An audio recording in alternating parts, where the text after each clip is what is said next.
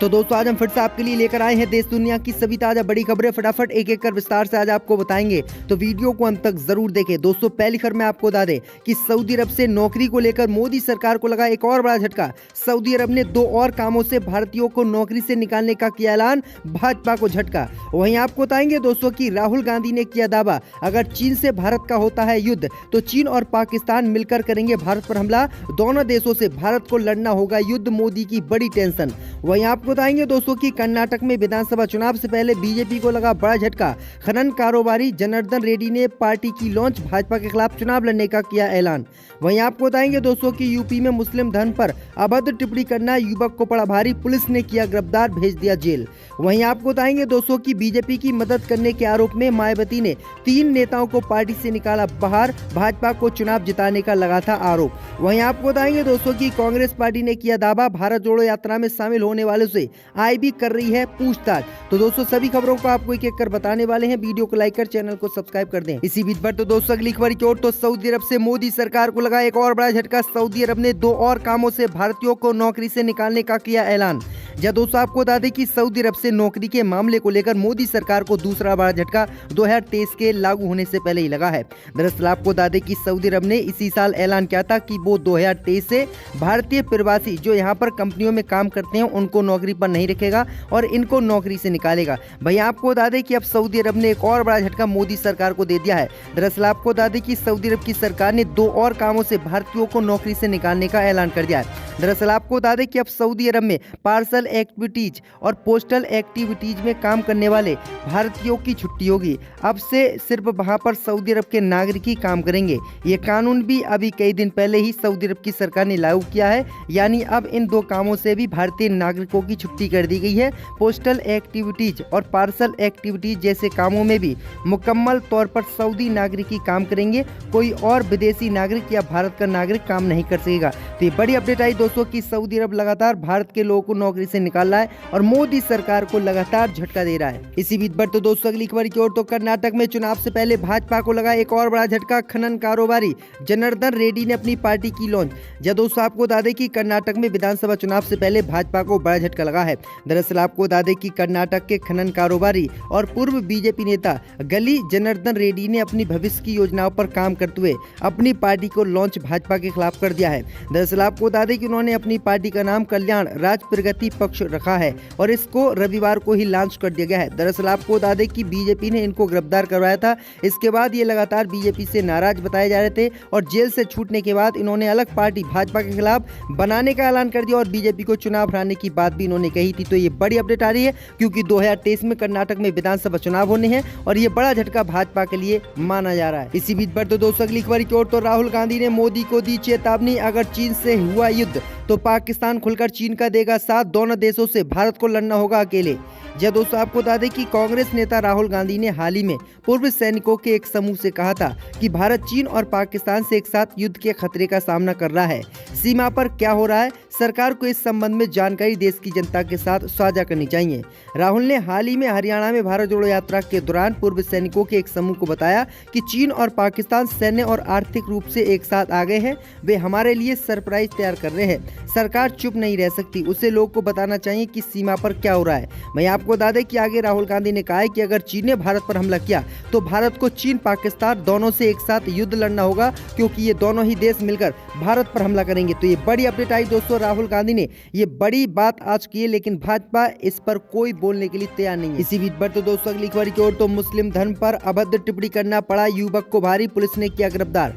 जब दोस्तों आपको बता दें कि यूपी के मुरादाबाद जिले में इस्लाम धर्म के खिलाफ अभद्र टिप्पणी करना एक युवक को भारी पड़ गया। प्रदेश की योगी पुलिस ने आरोपी आकाश को गिरफ्तार करते हुए जेल भेज दिया। दरअसल आपको बता दें कि एक वीडियो सोशल मीडिया पर तेजी से वायरल हुआ था। वायरल वीडियो का संज्ञान पुलिस अधिकारियों ने लिया। पुलिस की जांच पड़ताल में सामने आया कि पाकवाड़ा इलाके के रहने वाले आकाश ने वीडियो बनाई है जिसमें मुस्लिम धर्म को लेकर वो आपत्तिजनक भाषा का इस्तेमाल कर रहा है। इस पर संज्ञान लेते हुए पुलिस ने आरोपी को गिरफ्तार करते हुए जेल भेजने की कार्रवाई को अंजाम दिया। दरअसल आपको बता दें कि मुरादाबाद शहर का माहौल खराब करने की साजिश करने के लिए सोशल मीडिया पर मुस्लिम धर्म को लेकर विवादित पोस्ट की गई थी। विवादित पोस्ट का संज्ञान लेते हुए तत्काल ही अधिकारियों ने मामले की जांच की और जांच में इसको पाया और उसके बाद तुरंत एक्शन लेते हुए इसको जेल भेज दिया। तो ये बड़ी अपडेट आ रही दोस्तों। इसी बीच बढ़ते दोस्तों अगली खबर की ओर। तो अफगानिस्तान में महिलाओं का दमन जारी। अब तालिबान ने महिला कर्मचारियों के एनजीओ में काम करने पर लगाई रोक। यह दोस्तों आपको बता दें कि अफगानिस्तान में सत्ता पर काबिज तालिबान द्वारा संचालित प्रशासन ने महिलाओं के गैर सरकारी संगठनों में काम करने पर प्रतिबंध लगा दिया है। तालिबान के इस कदम की संयुक्त राष्ट्र, कई मानव अधिकार संगठनों और विशेष रूप से महिलाओं द्वारा कड़ी निंदा की जा रही है। देश के प्रमुख मीडिया समूह टोलो न्यूज ने बताया कि अफगानिस्तान के अर्थव्यवस्था मंत्रालय ने शनिवार को राष्ट्रीय और अंतर्राष्ट्रीय गैर सरकारी संगठनों को महिला कर्मचारियों को बर्खास्त करने के लिए एक पत्र भेजा है, जिसमें कहा गया है कि ऐसा न करने पर उनका लाइसेंस रद्द कर दिया जाएगा। तालिबान प्रशासन ने कहा है कि ये कदम इसलिए उठाया गया है क्योंकि महिला एनजीओ कर्मियों ने हिजाब नहीं पहनकर ड्रेस कोड को तोड़ा है। वहीं आपको बता दें कि इससे पहले महिलाओं के यूनिवर्सिटी और स्कूलों में पढ़ने पर भी तालिबान रोक लगा चुका है। इसी बीच पर तो दोस्तों अगली खबर की ओर। तो उत्तर प्रदेश में बीजेपी की मदद करने पर मायावती ने बीएसपी के 3 नेताओं को पार्टी से निकाला। जब दोस्तों आपको बता दें कि यूपी में बीजेपी की मदद करने के आरोप में मायावती ने कड़ा एक्शन अपनी पार्टी के नेताओं पर लिया और 3 नेताओं को पार्टी से बाहर निकाल दिया। दरअसल आपको बताएं दोस्तों कि मायावती को एक रिपोर्ट मिली थी कि बीजेपी के नेता जो बसपा के नेता हैं और काफ़ी समय से ये बसपा के लिए काम कर रहे हैं, ये लोग लगातार बीजेपी की मदद कर रहे हैं और बसपा को चुनाव हराने में अहम भूमिका निभा रहे हैं। वहीं आपको बता दें कि जैसे ही इस बात की जानकारी मायावती को पता चली तो मायावती ने तत्काल एक्शन लेते हुए 3 नेताओं को बसपा से बर्खास्त कर दिया है। तो ये बड़ी अपडेट आ रही दोस्तों। इसी बीच पर तो दोस्तों अगली खबर की ओर। तो असम में एनआरसी के डेटा से छेड़छाड़ का खतरा, सॉफ्टवेयर पर सवाल, सीएजी की रिपोर्ट में दावा। जब दोस्तों आपको बता दें कि भारत के नियंत्रक एवं महालेखा परीक्षा सीएजी ने असम की राष्ट्रीय नागरिक पंजीकरण यानी एनआरसी में डेटा से छेड़छाड़ के खतरे को लेकर लोगों को आगाह किया है। सीएजी ने नागरिकता दस्तावेज को अपडेट करने की प्रक्रिया के दौरान डेटा कलेक्शन और इसमें सुधार करने से संबंधित सॉफ्टवेयर उपयुक्त रूप से विकसित नहीं कर पाने के कारण की आशंका जताई है। दरअसल आपको बता दें कि कैग का कहना है कि एनआरसी को अपडेट करने की प्रक्रिया के लिए एक बेहद सुरक्षित और भरोसेमंद सॉफ्टवेयर विकसित करने की जरूरत है, लेकिन ऑडिट के दौरान इस संबंध में उचित योजना की कमी सामने आई है।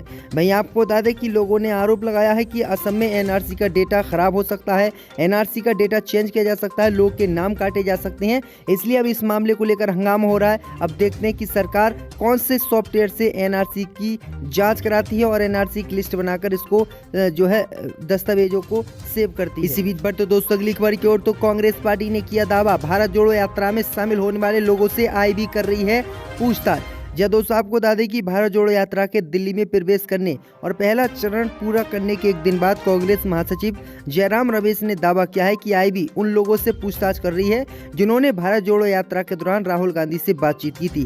कांग्रेस नेता ने कहा कि तुष्टाचारी हर तरह के सवाल पूछ रहे हैं और उन्हें सौंपे गए ज्ञापन की प्रतियां भी चाहते हैं। यात्रा के बारे में कुछ भी गोपनीय नहीं है, लेकिन स्पष्ट रूप से मोदी और शाह बौखलाए हुए हैं। तो ये बड़ी अपडेट आई दोस्तों कि ईडी, आईबी और सीबीआई की रेड अब इन लोगों पर पड़ने लगी है जो लोग कांग्रेस की भारत जोड़ो यात्रा में शामिल हुए। इसी बीच पर तो दोस्तों अगली खबर की ओर। तो यूपी निकाय चुनाव में सभी सीटों पर लड़ेगी आम आदमी पार्टी, संजय सिंह ने किया ऐलान। जब दोस्तों आपको बता दें कि आम आदमी पार्टी यानी आप उत्तर प्रदेश निकाय चुनाव में सभी सीटों पर लड़ेगी। ये जानकारी मुरादाबाद पहुंची आप सांसद संजय सिंह ने दी है। सभी निकाय चुनाव की तारीखों की घोषणा नहीं हुई है। दरअसल आपको बता दें कि हाईकोर्ट में निकाय चुनाव से संबंधित सभी 93 याचिकाएं दायर की गई थी और इन सभी पर 27 दिसंबर को फैसला आना है। जब तक कोर्ट का फैसला नहीं आता तब तक निकाय चुनाव की अधिसूचना पर रोक रहेगी। वहीं आपको बता दें कि मुरादाबाद में संजय सिंह ने सत्तारूढ़ बीजेपी पर भी तंज कसा और कहा कि वह गंभीर मुद्दों से ध्यान हटाने के लिए फिल्म और डांस का मुद्दा लाती है। संजय सिंह ने ये बात फिल्म पठान को लेकर कही है।